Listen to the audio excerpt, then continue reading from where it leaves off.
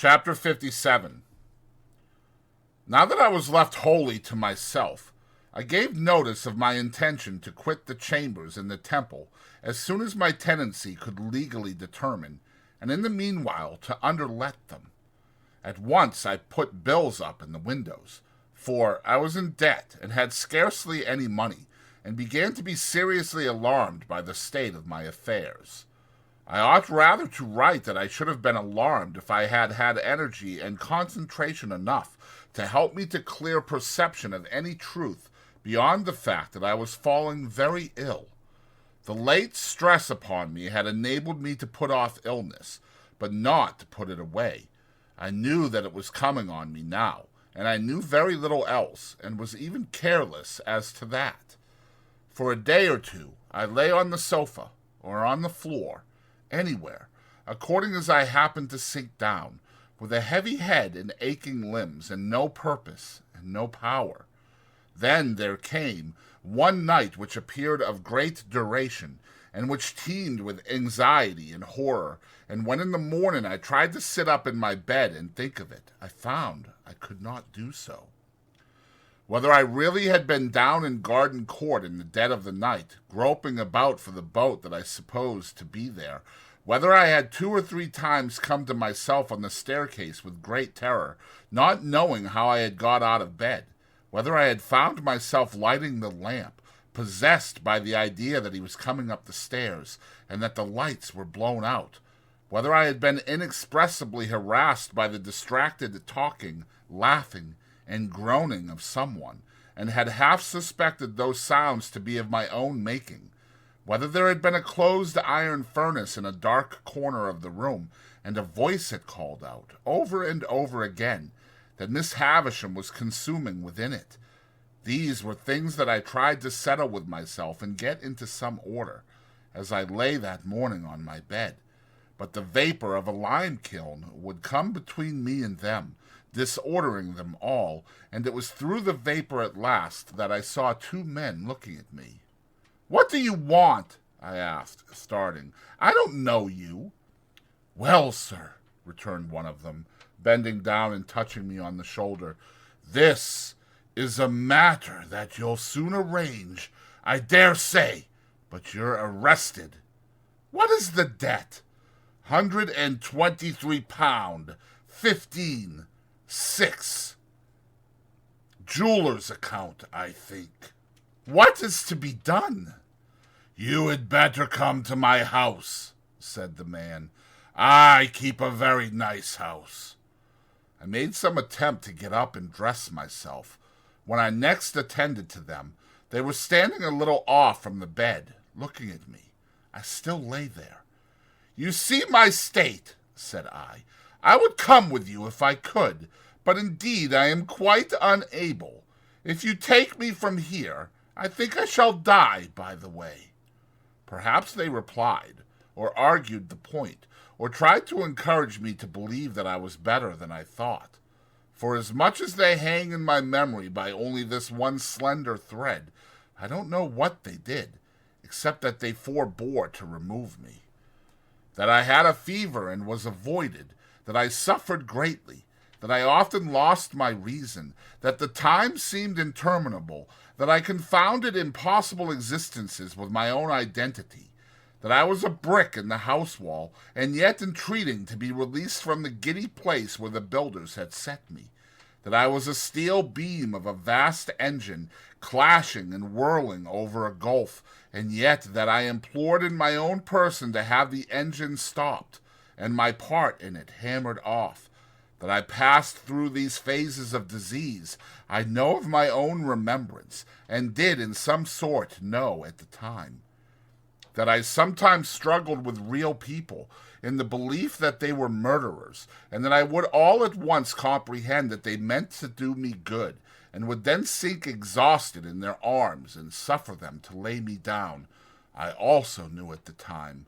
But, above all, I knew that there was a constant tendency in all these people, who, when I was very ill, would present all kinds of extraordinary transformations of the human face, and would be much dilated in size. Above all, I say, I knew that there was an extraordinary tendency in all these people, sooner or later, to settle down into the likeness of Joe. After I had turned the worst point of my illness, I began to notice that while all its other features changed, this one consistent feature did not change. Whoever came about me still settled down into Joe. I opened my eyes in the night, and I saw, in the great chair at the bedside, Joe. I opened my eyes in the day, and sitting on the window seat, smoking his pipe in the shaded open window, still I saw Joe. I asked for cooling drink, and the dear hand that gave it me was Joe's. I sank back on my pillow after drinking, and the face that looked so hopefully and tenderly upon me was the face of Joe. At last, one day I took courage and said, "Is it Joe?" And the dear old home voice answered, "Which it air, old chap." "Oh, Joe, you break my heart. Look angry at me, Joe. Strike me, Joe. Tell me of my ingratitude. Don't be so good to me." For Joe had actually laid his head down on the pillow at my side and put his arm round my neck in his joy that I knew him. "Which dear old Pip, old chap," said Joe. "You and me was ever friends, and when you're well enough to go out for a ride, what larks!" After which, Joe withdrew to the window and stood with his back towards me, wiping his eyes. And as my extreme weakness prevented me from getting up and going to him, I lay there, penitently whispering, "Oh, God bless him! Oh, God bless this gentle Christian man!" Joe's eyes were red when I next found him beside me, but I was holding his hand, and we both felt happy. "How long, dear Joe?" "Which you meant to say, Pip. How long have your illness lasted, dear old chap?" "Yes, Joe." "It's the end of May, Pip. Tomorrow is the 1st of June." "And have you been here all that time, dear Joe?" "Pretty nigh, old chap. For as I says to Biddy when the news of your being ill were brought by letter, which it were brought by the post, and being formerly single, he is now married, though underpaid for a deal of walking and shoe leather. But wealth were not the object on his part, and marriage were the great wish of his heart. It is so delightful to hear you, Joe. But I interrupt you in what you said to Biddy." "Which it were," said Joe, "that how you might be amongst strangers, and that how you and me, having been ever friends, a visit at such a moment might not prove unacceptable. And Biddy, her word were, go to him without loss of time." "That," said Joe, summing up with his judicial air, "were the word of Biddy. Go to him, Biddy say, without loss of time. In short, I shouldn't greatly deceive you," Joe added, after a little grave reflection, "if I represented to you that the word of that young woman were, without a minute's loss of time." There Joe cut himself short, and informed me that I was to be talked to in great moderation, and that I was to take a little nourishment at stated frequent times, whether I felt inclined for it or not, and that I was to submit myself to all his orders. So I kissed his hand and lay quiet, while he proceeded to indite a note to Biddy with my love in it. Evidently Biddy had taught Joe to write. As I lay in bed looking at him, it made me, in my weak state, cry again with pleasure to see the pride with which he set about his letter. My bedstead, divested of its curtains, had been removed, with me upon it, into the sitting-room, as the airiest and largest, and the carpet had been taken away, and the room kept always fresh and wholesome night and day. At my own writing-table, pushed into a corner and cumbered with little bottles, Joe now sat down to his great work, first choosing a pen from the pen-tray, as if it were a chest of large tools, and tucking up his sleeves as if he were going to wield a crowbar or sledgehammer. It was necessary for Joe to hold on heavily to the table with his left elbow, and to get his right leg well out behind him, before he could begin. And when he did begin, He made every downstroke so slowly that it might have been 6 feet long, while at every upstroke I could hear his pen spluttering extensively. He had a curious idea that the inkstand was on the side of him where it was not, and constantly dipped his pen into space, and seemed quite satisfied with the result. Occasionally, he was tripped up by some orthographical stumbling block, but on the whole, he got on very well indeed, and when he had signed his name, and had removed the finishing blot from the paper to the crown of his head with his 2 forefingers, he got up and hovered about the table, trying the effect of his performance from various points of view, as it lay there, with unbounded satisfaction. Not to make Joe uneasy by talking too much, even if I had been able to talk much, I deferred asking him about Miss Havisham until next day. He shook his head when I then asked him if she had recovered. "Is she dead, Joe?" "Why, you see, old chap," said Joe in a tone of remonstrance, and by way of getting at it by degrees, "I wouldn't go so far as to say that, for that's a deal to say, but she ain't living, Joe?" "That's nigher where it is," said Joe. "She ain't living." "Did she linger long, Joe?" "Arter you was took ill, pretty much about what you might call, if you was put to it, a week," said Joe, still determined, on my account, to come at everything by degrees.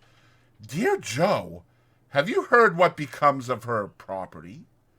"Well, old chap," said Joe, "it do appear that she had settled the most of it, which I meant to say tied it up on Miss Estella. But she had wrote out a little caudle shell in her own hand a day or 2 before the accident, leaving a cool 4,000 to Mr. Matthew Pocket. And why, do you suppose, above all things, Pip, she left that cool 4,000 unto him? Because of Pip's account of him, the said Matthew. I am told by Biddy that ere the writing," said Joe, repeating the legal turn as if it did him infinite good. "Account of him, the said Matthew, and a cool 4,000, Pip." I never discovered from whom Joe derived the conventional temperature of the 4,000 pounds, but it appeared to make the sum of money more to him, and he had a manifest relish in insisting on its being cool. This account gave me great joy, as it perfected the only good thing I had done. I asked Joe whether he had heard if any of the other relations had any legacies. "Miss Sarah," said Joe, "she have 25 pound per annum fur to buy pills, on account of being bilious. Miss Georgiana, she have 20 pound down. Mrs. What's the name of them wild beasts with humps, old chap?" "Camels," said I, wondering why he could possibly want to know. Joe nodded. "Mrs. Camels," by which I presently understood he meant Camilla. "She have 5 pound fur to buy rushlights to put her in spirits when she wake up in the night." The accuracy of these recitals was sufficiently obvious to me to give me great confidence in Joe's information. "And now," said Joe, "you ain't that strong yet, old chap, that you can take in more nor one additional shovelful today. Old Orlick, he's been a-bustin' open a dwellin'-house." "Whose?" said I. "Not, I grant you, but what his manners is given to blusterous," said Joe apologetically. "Still, Englishman's house is his castle, and castles must not be busted except when done in wartime, and whatsomever the failings on his part, he were a corn and seedsman in his heart." "Is it Pumblechook's house that has been broken into, then?" "That's it, Pip," said Joe. "And they took his till, and they took his cash-box, and they drinked his wine, and they partook of his victuals, and they slapped his face, and they pulled his nose, and they tied him up to his bedpost, and they give him a dozen, and they stuffed his mouth full of flowering annuals to prevent his crying out, but he knowed Orlick, and Orlick's in the county jail." By these approaches we arrived at unrestricted conversation. I was slow to gain strength, but I did slowly and surely become less weak, and Joe stayed with me, and I fancied I was little Pip again. For the tenderness of Joe was so beautifully proportioned to my need that I was like a child in his hands. He would sit and talk to me in the old confidence, and with the old simplicity, and in the old unassertive, protecting way, so that I would half believe that all my life since the days of the old kitchen was one of the mental troubles of the fever that was gone. He did everything for me except the household work, for which he had engaged a very decent woman, after paying off the laundress on his first arrival. "Which I do assure you, Pip," he would often say, in explanation of that liberty, "I found her a-tapping the spare bed, like a cask of beer, and drawing off the feathers in a bucket for sale, which she would have tapped yourn next, and drawed it off with you a-laying on it, and was then a-carrying away the coals gradually, in the soup tureen and vegetable dishes, and the wine and spirits and your Wellington boots." We looked forward to the day when I should go out for a ride, as we had once looked forward to the day of my apprenticeship, and when the day came, and an open carriage was got into the lane, Joe wrapped me up, took me in his arms, carried me down to it, and put me in, as if I were still the small helpless creature to whom he had so abundantly given of the wealth of his great nature. And Joe got in beside me, and we drove away together into the country, where the rich summer growth was already on the trees and on the grass, and sweet summer scents filled all the air. The day happened to be Sunday, and when I looked on the loveliness around me, and thought how it had grown and changed, and how the little wildflowers had been forming, and the voices of the birds had been strengthening, by day and by night, under the sun and under the stars, while poor I lay burning and tossing on my bed, the mere remembrance of having burned and tossed there came like a check upon my peace. But when I heard the Sunday bells, and looked around a little more upon the outspread beauty, I felt that I was not nearly thankful enough, that I was too weak yet to be even that, and I laid my head on Joe's shoulder, as I had laid it long ago when he had taken me to the fair, or where not, and it was too much for my young senses. More composure came to me after a while, and we talked as we used to talk, lying on the grass at the old Battery. There was no change whatever in Joe. Exactly what he had been in my eyes then, he was in my eyes still, just as simply faithful and as simply right. When we got back again, and he lifted me out and carried me so easily across the court and up the stairs, I thought of that eventful Christmas day when he had carried me over the marshes. We had not yet made any allusion to my change of fortune, nor did I know how much of my late history he was acquainted with. I was so doubtful of myself now, and put so much trust in him, that I could not satisfy myself whether I ought to refer to it when he did not. "Have you heard, Joe?" I asked him that evening, upon further consideration, as he smoked his pipe at the window, "who my patron was?" "I heerd," returned Joe, "as it were not Miss Havisham, old chap." "Did you hear who it was, Joe?" "Well, I heerd as it were a person what sent the person what give you the bank-notes at the Jolly Bargeman, Pip." "So it was. Astonishing," said Joe, in the placidest way. "Did you hear that he was dead, Joe?" I presently asked, with increasing diffidence. "Which? Him as sent the bank-notes, Pip?" "Yes." "I think," said Joe, after meditating a long time, and looking rather evasively at the window-seat, "as I did hear tell that how he was something or another in a general way in that direction. Did you hear anything of his circumstances, Joe?" "Not particular, Pip." "If you would like to hear, Joe," I was beginning, when Joe got up and came to my sofa. "Looky here, old chap," said Joe, bending over me. "Ever the best of friends, ain't us, Pip?" I was ashamed to answer him. "Very good, then," said Joe, as if I had answered. "That's all right. That's agreed upon. Then why go into subjects, old chap, which is betwixt two sec must be forever unnecessary. There's subjects enough as betwixt two sec, without unnecessary ones. Lord, to think of your poor sister and her rampages. And don't you remember Tickler?" "I do indeed, Joe." "Looky here, old chap," said Joe. "I'd done what I could to keep you and Tickler in sunders, but my power were not always fully equal to my inclinations.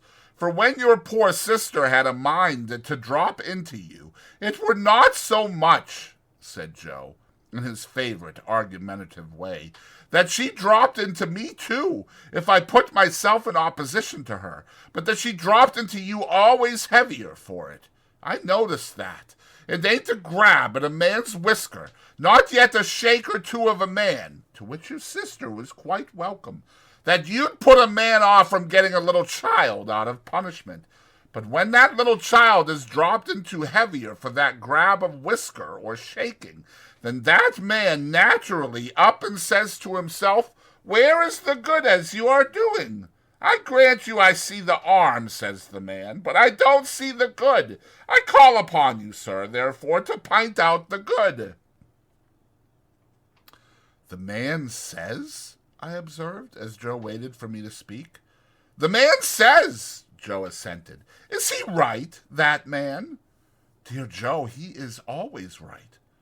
"Well, old chap," said Joe, "then abide by your words. If he's always right, which in general he's more likely wrong, he's right when he says this. Supposing ever you kept any little matter to yourself, when you was a little child, you kept it mostly because you knowed as J. Gargery's power to part you and Tickler in sunders were not fully equal to his inclinations. Therefore, think no more of it as betwixt two sec, and do not let us pass remarks upon unnecessary subjects.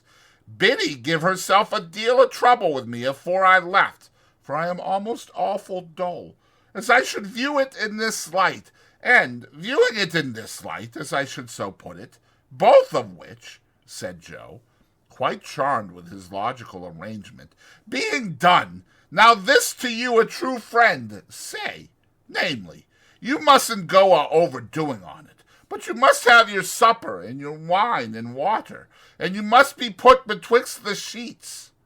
The delicacy with which Joe dismissed this theme, and the sweet tact and kindness with which Biddy, who with her woman's wit had found me out so soon, had prepared him for it, made a deep impression on my mind.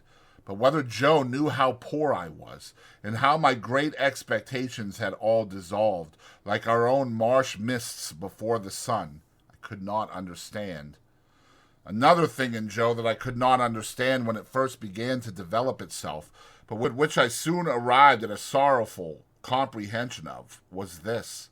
As I became stronger and better, Joe became a little less easy with me. In my weakness and entire dependence on him, the dear fellow had fallen into the old tone, and called me by the old names, the dear old Pip, old chap, that now were music in my ears. I too had fallen into the old ways, only happy and thankful that he let me, but imperceptibly, though I held by them fast, Joe's hold upon them began to slacken. And whereas I wondered at this at first, I soon began to understand that the cause of it was in me, and that the fault of it was all mine. Ah! Had I given Joe no reason to doubt my constancy, and to think that in prosperity I should grow cold to him and cast him off? Had I given Joe's innocent heart no cause to feel instinctively that as I got stronger, his hold upon me would be weaker, and then that he had better loosen it in time and let me go, before I plucked myself away? It was on the third or fourth occasion of my going out walking in the Temple Gardens, leaning on Joe's arm, that I saw this change in him very plainly. We had been sitting in the bright, warm sunlight, looking at the river, and I chanced to say as we got up, "See, Joe, I can walk quite strongly. Now you shall see me walk back by myself." "Which do not overdo it, Pip," said Joe, "but I shall be happy for to see you able, sir." The last word grated on me, but how could I remonstrate? I walked no further than the gate of the gardens, and then pretended to be weaker than I was, and asked Joe for his arm. Joe gave it me, but was thoughtful. I, for my part, was thoughtful too, for how best to check this growing change in Joe was a great perplexity to my remorseful thoughts.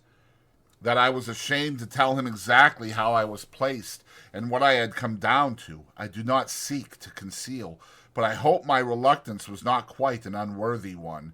He would want to help me out of his little savings, I knew, and I knew that he ought not to help me, and that I must not suffer him to do it.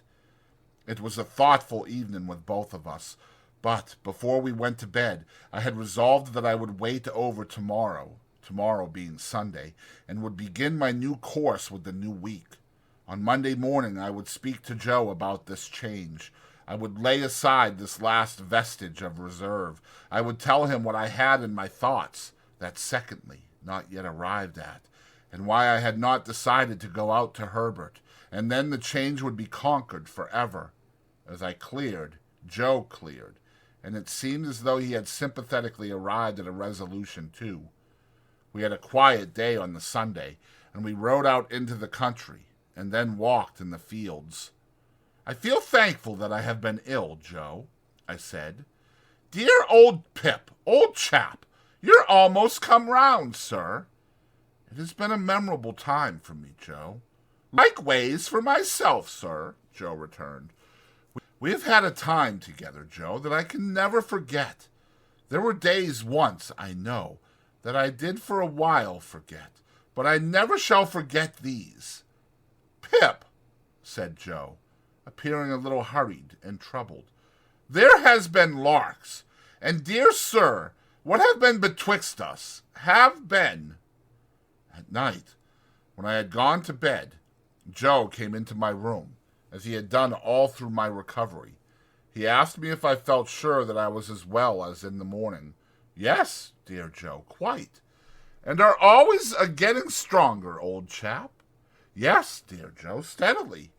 Joe patted the coverlet on my shoulder with his great good hand, and said, in what I thought a husky voice, "Good night." When I got up in the morning, refreshed and stronger yet, I was full of my resolution to tell Joe all, without delay. I would tell him before breakfast. I would dress at once and go to his room and surprise him, for it was the first day I had been up early. I went to his room, and he was not there. Not only was he not there, but his box was gone. I hurried then to the breakfast table, and on it found a letter. These were its brief contents. "Not wishful to intrude, I have departured for you are well again, dear Pip, and will do better without. Joe. P.S. Ever the best of friends." Enclosed in the letter was a receipt for the debt and costs on which I had been arrested. Down to that moment, I had vainly supposed that my creditor had withdrawn or suspended proceedings until I should be quite recovered. I had never dreamed of Joe's having paid the money, but Joe had paid it, and the receipt was in his name. What remained for me now but to follow him to the dear old forge, and there to have out my disclosure to him, and my penitent remonstrance with him, and there to relieve my mind and heart of that reserved secondly, which had begun as a vague something lingering in my thoughts, and had formed into a settled purpose. The purpose was that I would go to Biddy, that I would show her how humbled and repentant I came back, that I would tell her how I had lost all I once hoped for, that I would remind her of our old confidences in my first unhappy time. Then I would say to her, "Biddy, I think you once liked me very well, when my errant heart, even while it strayed away from you, was quieter and better with you than it ever has been since. If you can like me only half as well once more, if you can take me with all my faults and disappointments on my head, if you can receive me like a forgiven child, and indeed I am as sorry, Biddy, and have as much of a hushing voice and a soothing hand, I hope I am a little worthier of you than I was, not much, but a little.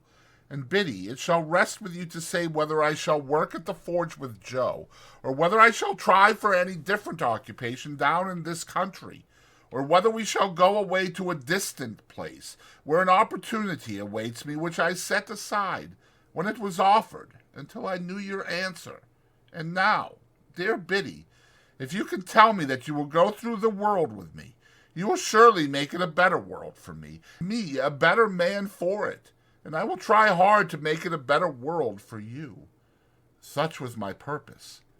After 3 days more of recovery, I went down to the old place to put it in execution, and how I sped in it is all I have left to tell.